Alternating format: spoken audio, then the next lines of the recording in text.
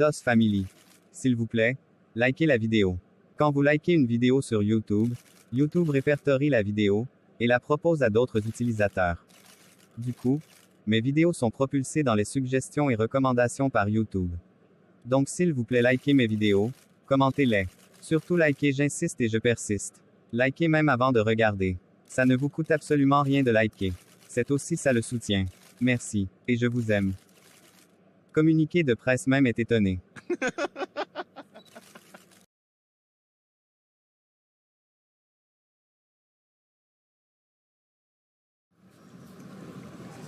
Lorsque César était revenu de sa mission, il se faisait assez tard. Il n'avait pas pu saluer sa fille, car elle était déjà endormie dans sa chambre. Il avait juste eu le temps de prendre une douche, et de se coucher, épuisé par la journée laborieuse qu'il avait passée. Il avait échangé quelques mots avec sa femme, avant que celle-ci ne s'endorme dans ses bras, heureuse de l'avoir retrouvé sain et sauf. César n'avait pas de pression à retrouver ses bureaux ce matin. Il prolongea sa grasse matinée, avant de se lever pour prendre son petit déjeuner. Ne voyant pas sa fille au salon, il alla la trouver dans sa chambre. Cette dernière jouait avec une nouvelle peluche. Lorsqu'elle vit son père, elle se leva, et alla l'embrasser. Tu es caché ici avec tes amis? Tu as une nouvelle peluche? Oui, papa. C'est maman qui te l'a achetée? Non, c'est mamie. Mamie? Tu as vu mamie? Oui, papa. D'accord. Je vais discuter avec maman, reste jouer avec tes peluches. César se rendit au salon, où la table avait déjà été dressée. Il s'installa, et se servit aussitôt une tasse de thé, et avala une gorgée. Annie arriva avec des œufs brouillés, qu'elle déposa devant lui. Merci chérie. Tu peux t'asseoir avec moi un instant s'il te plaît? Ok. Y a-t-il un souci? Tu n'as rien à me dire? Du moins tu n'as rien oublié de m'informer? Non. De quoi tu parles? Par exemple, du fait que Chloé m'a présenté la peluche, que sa mamie lui a offerte. Ah oui. C'est que j'ai oublié de t'en parler. Hier tu es rentré tard, et nous n'avons vraiment pas discuté. Et pourtant je t'ai demandé comment avais-tu passé la journée, et ta réponse était bien, sans plus. Tu pouvais me dire que tu as vu ta mère, non? C'était si difficile? Elle était ici? Oui, elle était de passage. Elle est venue à Cara faire ses achats, et elle s'est arrêtée pour nous saluer. Ah, des achats? Fait-elle déjà du commerce? Ce qui m'étonnerait. C'est une femme d'affaires, elle fait ce qu'elle veut. Et si elle veut faire du commerce, où est le problème? Pourquoi tu t'emportes? On discute, non? Je sais que tu n'aimes pas ma mère, mais respecte-la. Ne pas aimer une personne, est différent de ne pas la respecter. Je la respecte, tout comme je respecte les femmes qui pourraient être ma mère. Je ne lui ai pas interdit ma maison. Tout ce que je lui reproche, ce sont les pratiques occultes, qu'elle fait avec des personnes à moralité douteuse. Tout ce dont je souhaite, c'est qu'elle ne t'y entraîne pas, c'est tout. D'accord. Et désolé encore si je ne t'ai rien dit. Elle t'a salué au passage. Merci. Tu as constaté que Chloé n'a pas dérangé cette nuit? Ou alors j'étais très épuisé pour l'entendre hurler? Pas du tout. Elle n'a pas hurlé. Elle a dormi jusqu'au matin. J'espère que ça va continuer ainsi. J'en ai marre de ces crises. Je l'espère également. Dimanche on demandera une messe de prière pour elle. César regarda son téléphone, qui signalait la notification d'un message entrant. Il lut juste l'envoyeur. C'est Daniel. Je vais l'appeler une fois au bureau. Dis, tu as discuté avec Myriam ces temps-ci? Pas vraiment. Pourquoi? Daniel m'a fait savoir que leur maison est hantée. Pardon? Hantée? Comment ça? Des phénomènes bizarres se succèdent là-bas. De plus, Winnie a vu à 2 reprises une femme dans sa chambre, quelque chose comme ça. Et Daniel a entendu des cris de bébé pendant toute une nuit. Incroyable. Lorsque Myriam m'a parlé de la télé qui s'allume seule, et le gaz, je me suis dit que c'est la grossesse qui lui faisait perdre la tête. C'est plus sérieux que ça. Ils feront appel à un pasteur. Ça c'est la meilleure. Qu'est-ce qu'il y a de drôle là-dedans? Je me rappelle du jour où elle nous avait réunis pour nous parler de l'héritage de son père. C'était donc un héritage empoisonné. Tu sais mon chéri, tout le monde n'est pas appelé à être riche. Ce style de vie est réservé pour une catégorie de personnes comme nous. Elle était si heureuse de recevoir ces biens qu'ils n'ont pas travaillé, et voilà les conséquences. Arrête ton sarcasme, ça ne me fait pas rire. Ce qui arrive à nos amis est inquiétant. Au lieu d'en rire, nous devons les soutenir. On ne rit pas du malheur des autres. Je te sais plus compatissante que ça. Chérie, excuse-moi, je ne voulais pas te contrarier. Évidemment que ce sont nos amis, et je vais appeler Myriam pour en savoir plus, et lui apporter mon aide si besoin est. Mais voilà ce que tu devais faire depuis. Merci pour le petit déjeuner. Je vais aller prendre une douche avant de partir. D'accord chérie. César quitta la table, en emportant avec lui son téléphone. Annie débarrassa la table, et alla déposer les assiettes sales dans l'évier. Vous pensez que tout le monde peut être riche? Vous n'avez encore rien vu. Héritage empoisonné, oui. Lorsque le soleil se leva à l'horizon, Myriam et Karine partirent chez le pasteur Luc. Tous ces événements mystérieux, qui planaient sous son toit, avaient volé à elle et sa famille leur sommeil, et leur sérénité. Il était temps d'agir.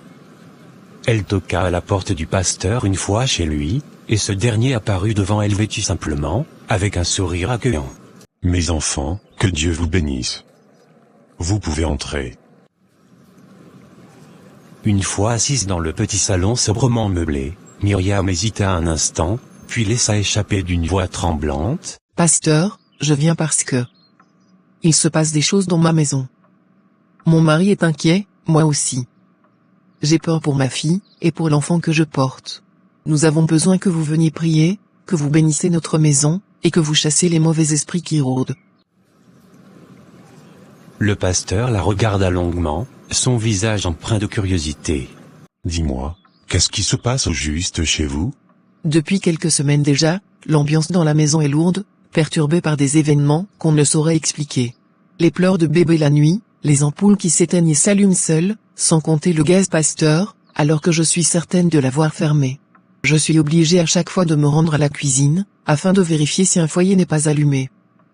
Des bruits inexplicables, bref tout ceci contribue à notre malaise. Ma fille est sur le point de fuir sa chambre. « Vous avez bien fait de venir Madame Abalo. Quand l'ombre rôde, c'est la lumière qui doit entrer. Ne craignez pas. Je viendrai avec vous. »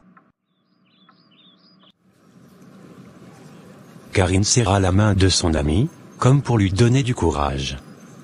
Un poids semblait s'alléger dans la poitrine de Myriam. Pour la première fois depuis longtemps, elle sentait une lueur d'espoir. Le pasteur se leva, saisit sa Bible posée sur la table, et dit d'une voix ferme. « Ce soir même, nous irons dans votre maison. Car là où il y a des ténèbres, la prière fera jaillir la lumière. » Merci beaucoup pasteur. Winnie travaillait depuis 1 heure déjà, avec Boris au salon. Entre 2 exercices de mathématiques, ils riaient, se lançaient des piques, comme 2 amis complices.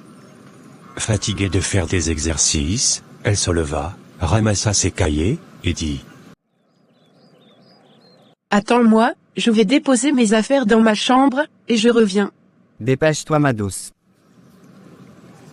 Sans se douter de rien, Winnie se rendit dans sa chambre entr'ouverte, comme toujours. Elle entra, et s'avança vers sa table. Mais à peine eut-elle franchi le seuil, que la porte claqua violemment derrière elle.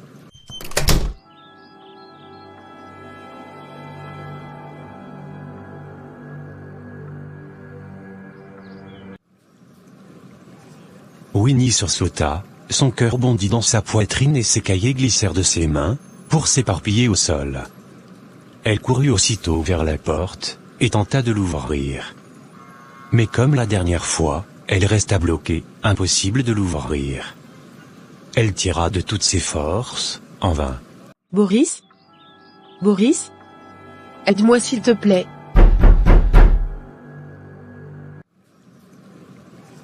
Au salon, Boris sursauta en entendant son ami. Il courut, et trouva Winnie de l'autre côté de la porte, frappant désespérément. Il essaya à son tour, secouant la poignée, donnant des coups d'épaule, mais la porte résistait, comme si une force invisible la retenait. Tiens bon Winnie, je vais réussir.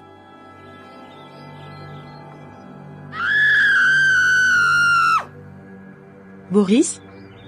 Boris, sors-moi de là. Sors-moi de là s'il te plaît. Là dans le coin de sa chambre, la femme fantôme était de nouveau apparue. Son visage couvert de larmes, ses yeux vides fixaient Winnie. Dans ses bras, deux bébés pâles et silencieux semblaient se blottir contre elle.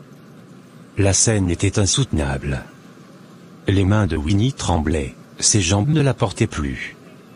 Elle se recroquevilla contre la porte, frappant de toutes ses forces. Au même moment, Myriam venait d'entrer chez elle. Alertée par les cris de Winnie, elle courut pour se rendre dans sa chambre. Son regard terrifié se posa sur Boris, qui s'acharnait sur la porte. Qu'est-ce qui se passe, Boris? La porte est encore bloquée. Maman, aide-moi. Elle est encore là. Je ne veux pas mourir, maman.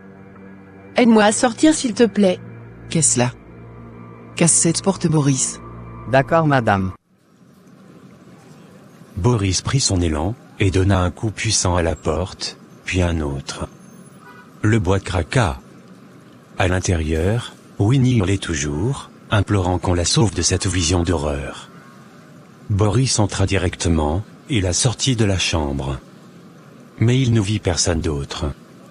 Cette femme avait aussitôt disparu. Il conduisit Winnie au salon, et la fit asseoir dans le canapé. Myriam lui apporta un verre d'eau, qu'elle refusa de prendre. Je sais qu'il y a encore beaucoup parmi vous, qui n'ont pas encore liké notre vidéo. Alors faites-le dès maintenant. N'oubliez pas aussi de commenter, et partager la vidéo s'il vous plaît. La vidéo peut maintenant continuer. Merci. Je vous envoie de gros bisous.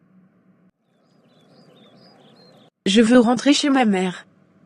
Je veux rentrer chez ma mère. Je veux rentrer chez ma mère. Je veux rentrer chez ma mère.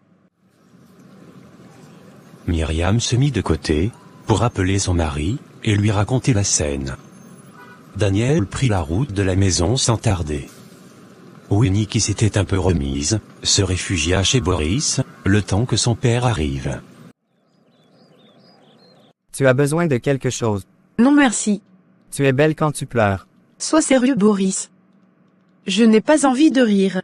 Justement, je veux te détendre. Je sais. Mais là je serai détendue, lorsque j'aurai quitté cette maison. Mais pourquoi cette femme s'en prend à moi? Qu'est-ce qu'elle me veut à la fin? Je suis la seule à la voir. Je ne sais pas quoi te dire. C'est la première fois que je fais face à une personne qui voit des fantômes. Je te fais peur? Pas du tout. Tu seras mon fantôme.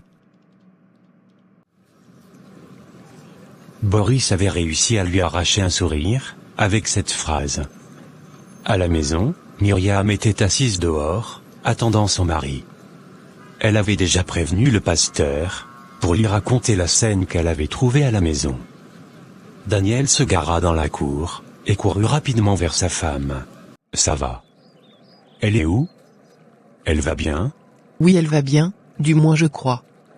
Elle est encore secouée. Elle s'est réfugiée chez Boris. Tu as laissé ma fille aller chez un garçon? Ce n'est pas le moment, Daniel. Nous avons un sérieux problème. C'est ce garçon qui l'a aidée, sinon elle serait morte de crise cardiaque. Ok. Tu as eu le pasteur? Oui. Il va venir le soir.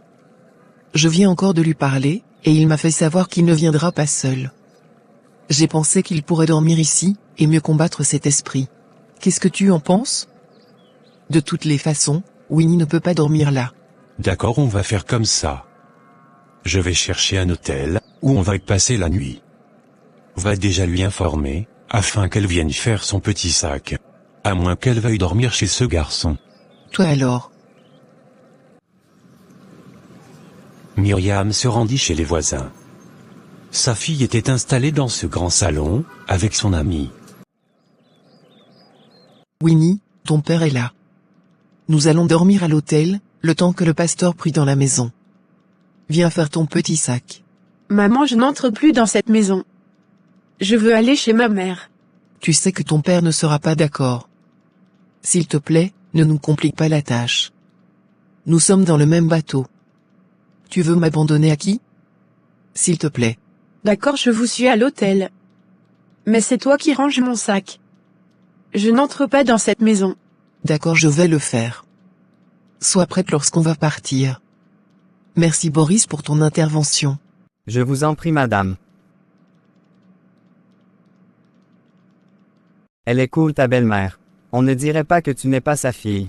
Oui, elle est vraiment cool. Ma mère voulait nous cogner la tête, mais elle n'a pas réussi. Bien réfléchi. Allons dehors. Il ne faut pas que ton père vienne toquer à ma porte. Je suis jeune pour faire de la prison. Peureux.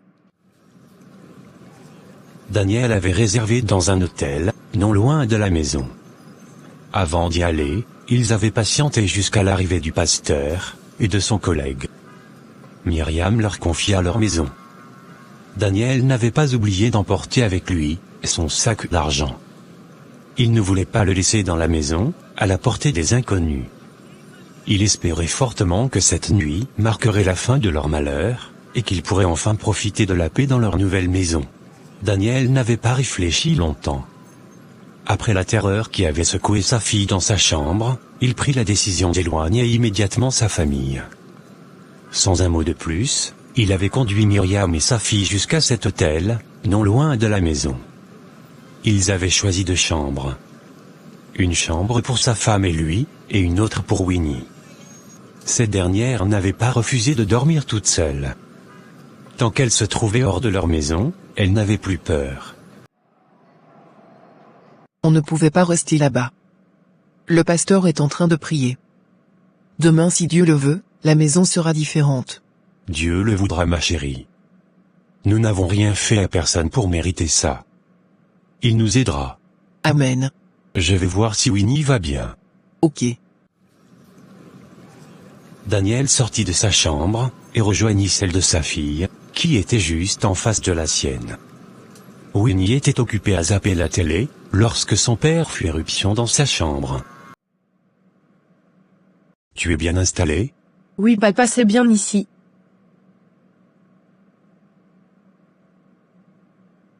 Je suis désolé pour ce que tu as vécu tout à l'heure à la maison. Ça t'a vraiment secoué. Papa, pourquoi elle me suit? Je prie pourtant toutes les nuits. Je ne dois rien à personne. Elle me veut quoi? Je ne sais pas, ma chérie. Tout ce que j'espère, c'est que les pasteurs présents à la maison puissent faire partir ces mauvais esprits. Il le faut vraiment, papa, parce que là, j'ai failli m'évanouir tout à l'heure. J'imagine. Heureusement que ton ami était là. Même si j'aurais préféré que tu sois plutôt avec une amie. Ce n'est pas le moment, papa. Tu devrais être content que je m'intéresse à un homme. Avec ce monde qui va à l'envers, je pouvais m'intéresser aux femmes. Et je t'aurais étranglé de mes propres mains. Papa, mon anniversaire approche. S'il te plaît, je veux une belle fête. Je veux inviter mes amis. Tu me dois bien ça. Ah bon? Je te dois quelque chose, jeune fille? Papa, s'il te plaît, j'ai aussi droit à une belle fête d'anniversaire, non? Je n'en ai jamais eu. C'est bon, je vais en parler avec maman. Dans la chambre voisine, Myriam sortait ses vêtements du sac, pour les ranger dans la penderie, lorsque son téléphone posé sur le lit se mit à sonner. Elle alla prendre l'appel de sa copine Annie. Oui, allô Annie? Bonsoir Madame Abalo. Je m'apprête à me rendre chez toi comme ça. J'espère que tu es là. Non, je ne suis pas là. Daniel et moi sommes dans un hôtel, et on dormira là. Par contre, les pasteurs vont passer la nuit à la maison, pour les prières. Donc cette histoire de fantôme est sérieux? Je te dis Annie. Et c'est Winnie qui en souffre le plus, la pauvre. Elle a encore vécu une scène atroce dans sa chambre, avant qu'on ne parte. Oh mon Dieu, Dieu de miséricorde. Qu'il vous accorde la paix. Qu'il brise toute chaîne de pression, qu'il chasse toute force obscure qui hante cette maison, pour que vous puissiez y vivre en paix. Amen, ma copine. Merci beaucoup de nous accompagner dans les prières, nous en avons besoin. Demain je te ferai signe dès notre retour. D'accord, j'attends ton signe. Dormez bien. Myriam raccrocha, et posa le téléphone sur sa poitrine, comme si elle voulait recevoir à travers cet appareil, les prières de sa copine. Daniel rentra dans la chambre. « Tu es amoureuse de ton téléphone ? Qu'est-ce que tu racontes? J'étais en ligne avec Annie. Elle nous apporte son soutien et ses prières. C'est gentil. Si tu as fini, on va manger. Winnie va bien? Oui, elle va bien, et elle ne veut pas descendre. Ok. Je vais prendre mes médicaments. » Pendant ce temps, Karine et sa sœur étaient en pleine cuisson du dîner du soir. Karine jetait de temps en temps le regard vers son téléphone, comme si elle attendait un appel. Tu attends un appel? Oui. J'attends que Myriam me dise qu'ils sont bien installés à l'hôtel. À l'hôtel? Pour quelle raison? Winnie a encore été victime de cette apparition. Le pasteur est arrivé chez eux, et il va y passer la nuit. Du coup, ils sont allés à l'hôtel. Mince. C'est sérieux cette histoire. Est-ce que ce n'est pas le donateur de cette maison qui est à la base de tout ça? Peut-être qu'il a tué quelqu'un, qui revient se venger. Tu regardes trop de films. Et même s'il revient se venger, pourquoi il s'en prend aux innocents? Tu crois que les fantômes sont là pour réfléchir? J'espère vraiment qu'ils vont trouver une solution. J'ai une explication. Ça peut être la famille du père de maman Myriam. Ils veulent peut-être la chasser de la maison, pour récupérer les biens. Tu vois un peu? Oui, c'est possible. Bref. En attendant, on doit les accompagner dans nos prières. Bien sûr. Daniel et sa femme étaient descendus au restaurant de l'hôtel, manger un bout. Myriam n'avait pas faim, mais elle voulait en plus d'accompagner son mari, manger quelque chose, pour prendre ses médicaments. Le dîner se passa dans le calme. On aurait dit qu'aucun d'eux ne voulait parler de ce sujet, qui les rongeait depuis quelques semaines. Après le dîner, ils entrèrent dans leur chambre le ventre plein, et prêts à dormir. Daniel prit son bain et se coucha. Il prit sa femme dans ses bras, lui caressa légèrement son ventre. Il avait peur pour son état de santé, pour la santé de leur bébé, si cette histoire de fantôme ne venait pas à disparaître, laisser place à leur sérénité. Le couple n'avait pas tardé à s'endormir. En plein milieu de la nuit, Daniel se mit à bouger. Son sommeil fut perturbé par des cris de bébé. Il sursauta. Myriam, qui elle aussi avait écouté les cris de bébé, s'était réveillée. « Tu entends ça, chérie ? » Oui. Mais qu'est-ce qui se passe? Nous ne sommes plus à la maison. Peut-être que la chambre d'à côté comporte un bébé. Je vais aller demander à la réception. Daniel enfila un pantalon, et sortit de la chambre. De son parcours du premier étage jusqu'à la réception, il entendait les pleurs de bébé.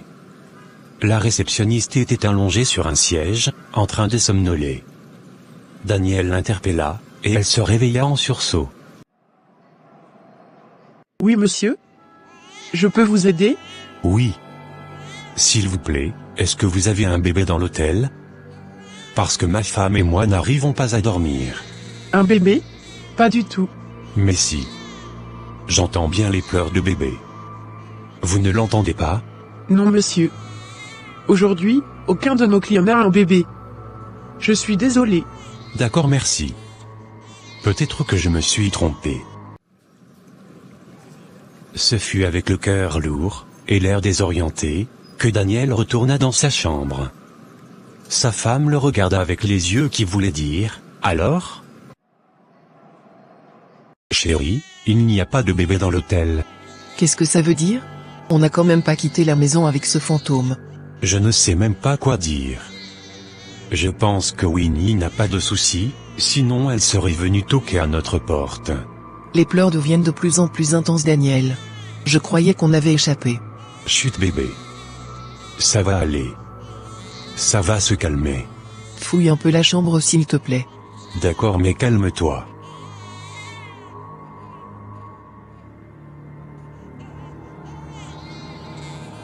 Pour tout type de partenariat, et ou de publicité, veuillez me contacter au email suivant, ou par WhatsApp. Merci.